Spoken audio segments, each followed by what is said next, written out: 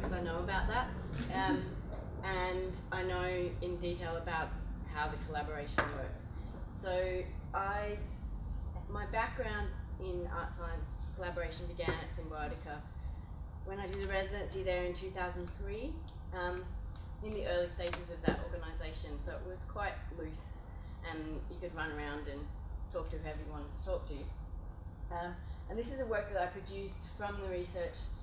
significantly later, as you can see, and that's one of the things that I personally felt like I've learnt in doing this kind of practice, is that because it's so involved in,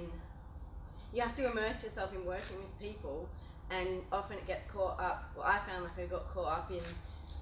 understanding the technology and understanding the processes, and then I had to extract myself from that environment in order to work out how to make something that I thought was good art, that wasn't about the technology and it wasn't a presentation of the technology. So this is called transducer, and I also like to make things funny and a bit messy, which is probably often not the aesthetic that you might see immediately from art science collaboration. So I worked on this with a bioengineering honours student, and he actually called William Long, and he did this as his honours project in the bioengineering school at the University of Western Australia, which was really great because basically I just spent a lot of time with him in the photo optics lab doing laser interferometry recordings of piezoelectric vibrating bone. And I think it's really awesome that they let him do that as his honours project. And interestingly enough, I probably knew more about the physics of it than he did, but he was really good at the maths, which is not my field. And I found out about this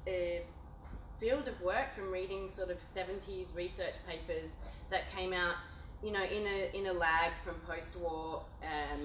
use of piezoelectric technologies in ultrasound devices.